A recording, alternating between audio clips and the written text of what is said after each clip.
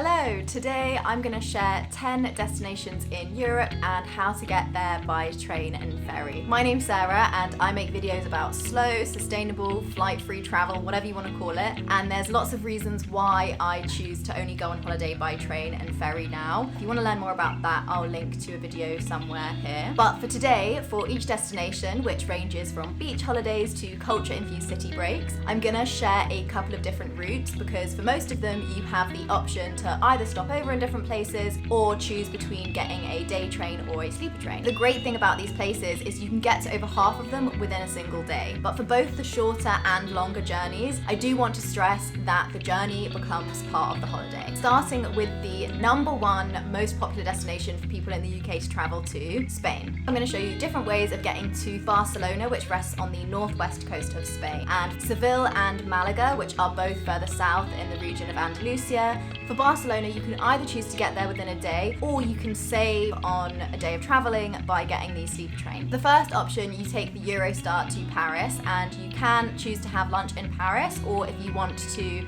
just get straight to Barcelona, you can carry on a fast train from Paris, which is about 6.5 hours, and be there by dinner time. The second option means leaving London in the afternoon, having dinner in Paris, and then boarding a sleeper train to the Pyrenees. And from there, you take a 3-hour train through the mountains to Barcelona. I took this route in 2019 with my friend and it was really incredible. Going to sleep in Paris and waking up with the mountains outside your window was really special. To get to Seville or Malaga, it takes 2 days and there's a couple of options. Basically choose between the two Barcelona routes, and for both on day 2 you take a fast train to either Seville or Malaga, both of which the train times are around 5.5 hours. I've also taken this train and can confirm how lovely it is, especially because when I went in September, my friend and I got to enjoy a glass of wine together in the bar car as we watched the sun set over southern Spain. The second country is another classic. It's France, and I've included Bordeaux in the southwest, Nice in the French Riviera, and the French Alps. If you wanted to go to the countryside in the southwest of France, get that Eurostar from London to Paris, and then you can either have lunch in Paris or just carry on straight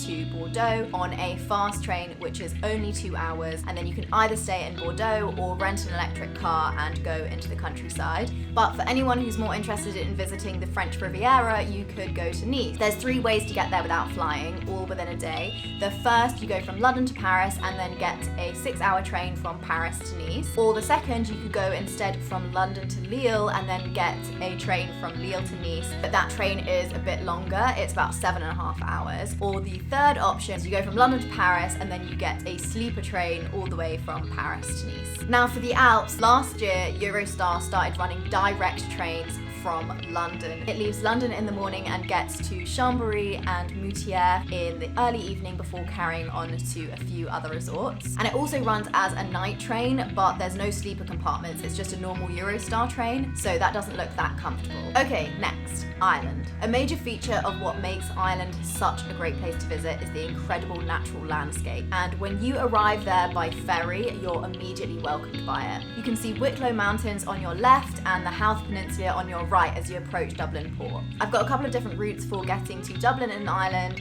and Belfast in Northern Ireland, and all take a day. So for Dublin, the first route includes 2 trains and 1 ferry, and you go from London Euston to Crewe, and then you change trains at Crewe and carry on to Holyhead Port before hopping on a ferry to Dublin Port. Then it's just a 15-minute bus ride into the centre of Dublin. I took this trip last year, and the views on that second train from Crewe to Holyhead were sensational. At one point we literally had the Welsh seaside on one side and Snowdonia Mountains on the other. And for the other route, you go from London Paddington to Fishguard in the south of Wales, and then take a ferry from there to Rosslare in Ireland, and then just take a train from Rosslare to Dublin. To get to Belfast, you can either take one of the routes I just mentioned and go to Dublin and then just take a train from Dublin to Belfast, or you can take the train from London Euston to Birkenhead Hamilton Square in Liverpool and then get a ferry onto Belfast Belfast. You can either get a day ferry, which is 8 hours, or a night ferry. Next, we've got the land of mountains and chocolate, and it's one of my favourite places to travel to by train because of the incredible scenery and also the extensive rail network. It is, of course, Switzerland. It only takes a day to get to all of the cities I've chosen, which is Zurich, Geneva, and Interlaken. First step of getting to Zurich is, of course, the Eurostar from London to Paris. How many times am I going to have to say this? And then you can either have lunch in Paris or just carry on straight to Zurich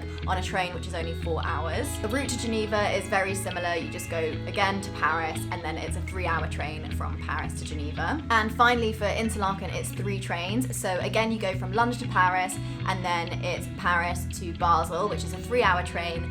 And then from Basel to Interlaken, it's 4 hours. So if you wanted to break it up, you could stay in either Paris or Basel, depending on which one you prefer. Okay, number 5 is Italy. It's another easy one to get to from London by train, and I've included 3 places: Milan, Florence, and Lecce. You go from London to Paris on the Eurostar, and then you get a 7-hour train from Paris to Milan, which goes through the Alps, so has some really beautiful views. Then for Florence, you just take the same route to Milan, and then it's just a train which is under 2 hours to Florence from there. So you can do it in a day, or you could break it up by staying in a night in Milan. To get to Lecce, which is on the southeast coast of Italy, you again take the same route to Milan. You stay a night in Milan. Then on day 2, you can either get a day train all the way down the Adriatic coast to Lecce, which I'm sure would have some really pretty views, or you could spend the day in Milan and then take a sleeper right from Milan to Lecce. And that's what I did when I went to Lecce last year, and can 100% recommend. It was really pretty, and we'll also link to a video where I show the journey somewhere here. So another travel spot which I think would make an excellent adventure to get to is Greece. It would take about 3 or 4 days to get to Greece, but again, you get to experience really cool places along the way. I've included Athens here, as well as some popular smaller islands,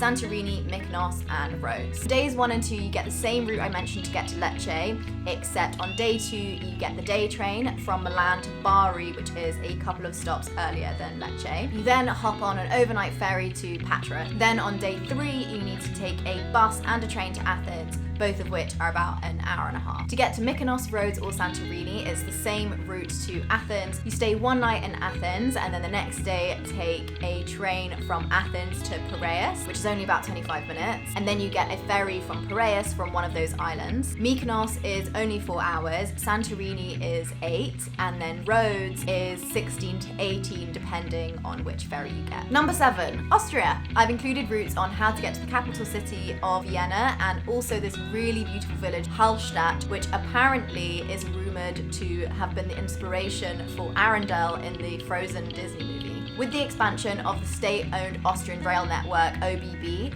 there are now quite a few ways to get to Vienna. You can get a sleeper train either from Paris, Brussels, or Amsterdam. And then for all of them, you board the sleeper in the evening and arrive in Vienna the next morning. The other option of getting to Vienna would take 2 days. So you get the Eurostar from London to Paris, and then you go from Paris to Zurich, which is 4 hours. Stay a night in Zurich, and then it's a train straight from Zurich to Vienna, which is 7 hours and 40 minutes. To get to Hallstatt, you go to either Paris or Brussels, and then carry on to Munich. And from Paris, it's about a 5.5-hour train, and from Brussels, it's about a 6.5-hour train. You stay a night in Munich, and then on day 2, you take 3 trains. The first to Salzburg, the second to Aknam-Puchheim, and the third to Hallstatt. Number 8 is Portugal. I've included both Porto and Lisbon, which is the capital of Portugal. Portugal is deceivingly far away. I remember I was really surprised when I saw just how long it takes to get there. But again, it's quite an adventure, and there's lots of nice places you can see on the way. But hopefully in a couple of years, there'll be a sleeper train all the way from Paris to Portugal. But until then, at the moment, it takes 3 days to get there, and these are the different routes. So for Lisbon, on day 1, you take the Eurostar from London to Paris, and then you take that fast train from Paris to Barcelona, which is about 6 hours and 40 minutes. Then you take a train from Barcelona to Madrid, which is about 2.5 hours.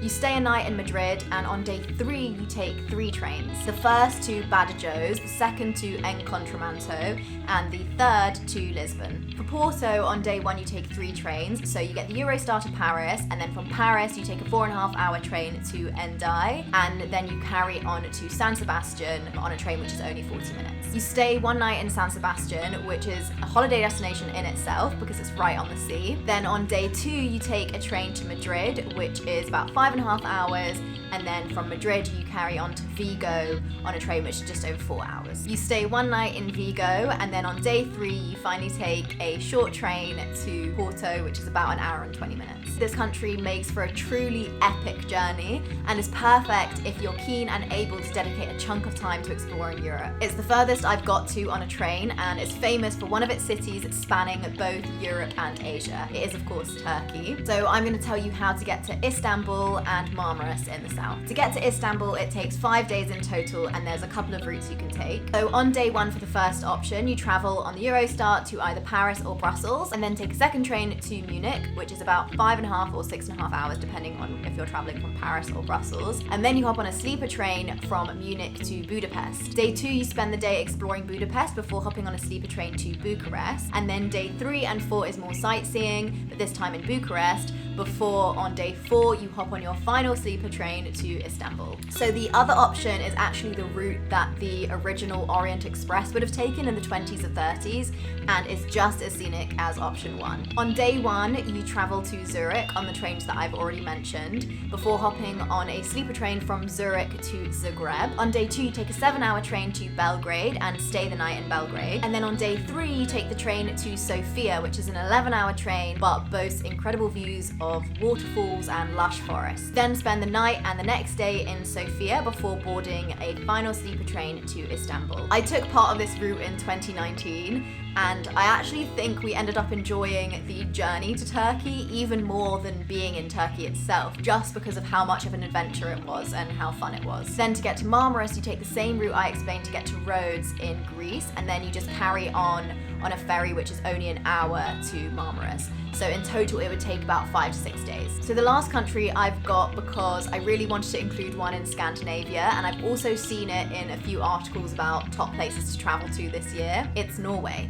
So to get to the capital of Norway, which is Oslo, it takes 3 days, and there's different routes you can take. So for option 1, for day 1 you take 4 trains, so London to Brussels on the Eurostar, then Brussels to Cologne, and then Cologne to Hamburg, before your final train of the day, Hamburg to Kiel. You stay the night in Kiel, and then on day 2 you take an overnight ferry to Oslo. The second takes you from London to Brussels, and then you stay a night in Brussels. On day 2 you take 3 trains, so Brussels to Cologne, and then Cologne to Hamburg, and then finally Hamburg to Copenhagen. You then stay the night in Copenhagen, and then on day 3 you take a train to Gothenburg, which is about 4 hours, and finally from Gothenburg you take the train to Oslo. Okay, so that's all of the countries. I hope that was useful. Let me know in the comments if you've ever gone to one of these places, and if you'd consider getting the train or ferry next time you went. Thanks so much for watching if you made it this far, and I'll see you soon.